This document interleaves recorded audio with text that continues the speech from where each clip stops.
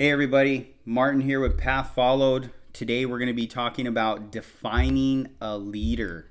And the main point of today's video is really to establish the definition of a leader, the way we define it here at Path Followed, and then to talk about the three components of a leader. And those three components are principles, character, and purpose.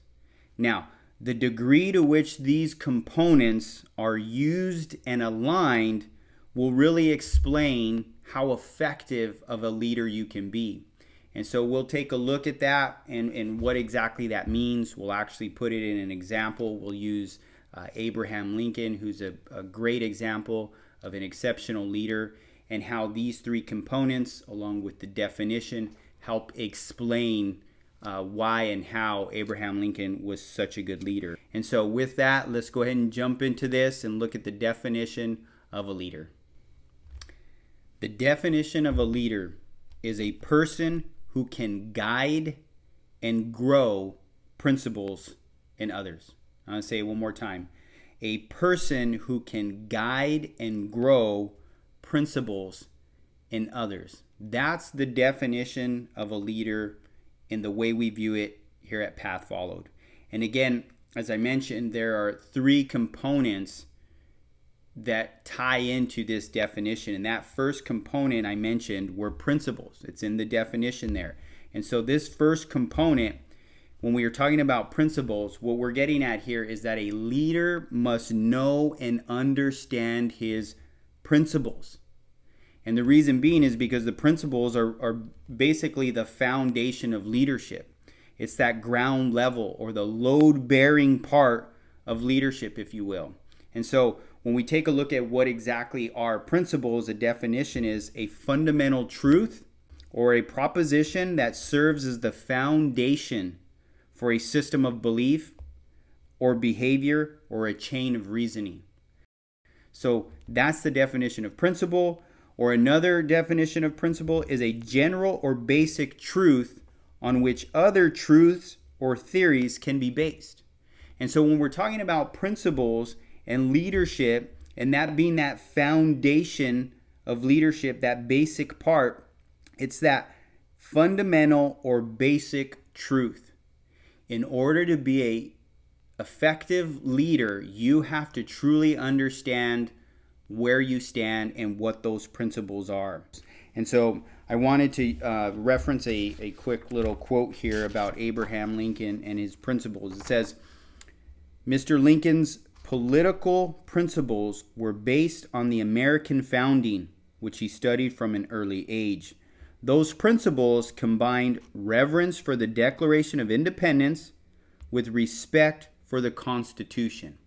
And so the reason why I want to bring this up is because as we look at the other components, it's Lincoln's principles in which everything ties back to.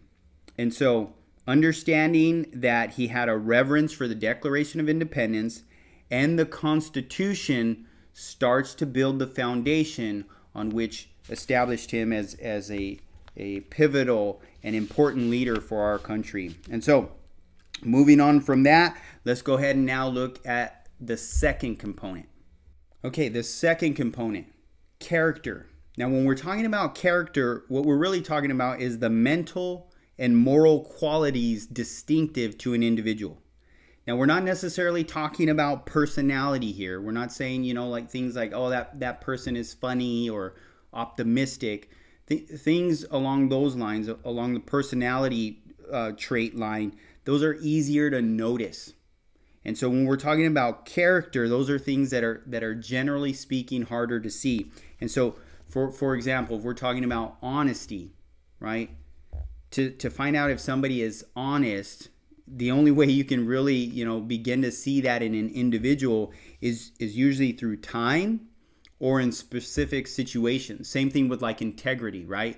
If you go, describing somebody and their character and you say that individual has integrity, okay, well, how do you know that, right? Again, it's through time or specific situations where you've seen that.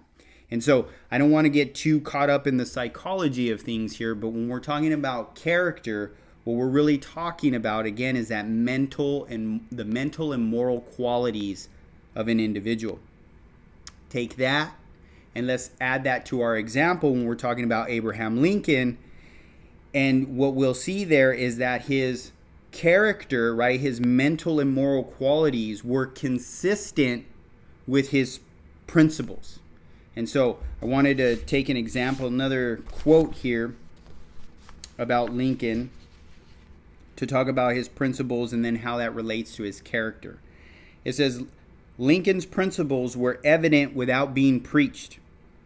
The principles were lived. That would be what we consider the character part. Lincoln's biographer, Albert Beveridge, wrote, the people believed what Lincoln said, or rather believed that he was sincere.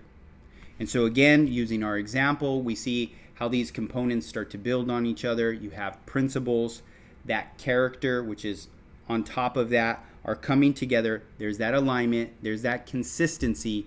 It really has the makings for an individual, as we know in Lincoln's case, to be an extremely effective leader. And so with that, let's take a look at the third component.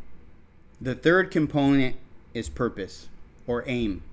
The definition is the reason for which something is done or an end to be attained.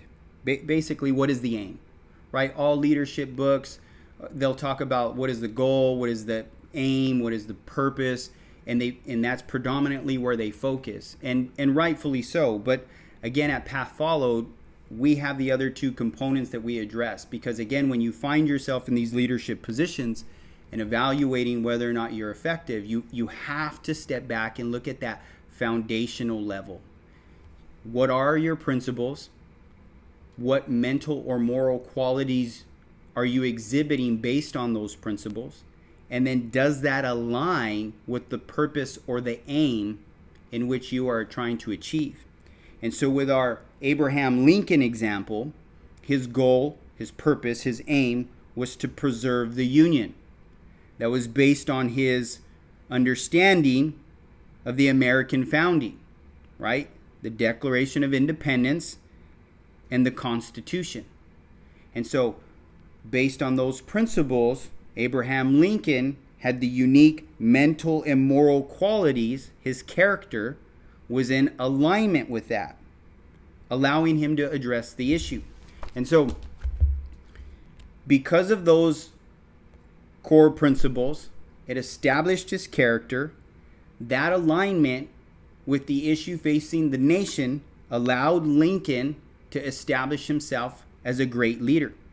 Because when all those things came together, he was able to then guide and grow those same principles in others. And that helped him to preserve the Union.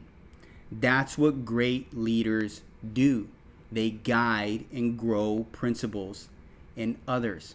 So when you're picking up your next leadership book or reading an article or just trying to grow as a leader, we hope that this helps you understand that foundational level that then you can build upon. And so until next time, I'm going to let you guys get back at it. Get on the Path Followed, subscribe, like, or leave your comments below. Until next time.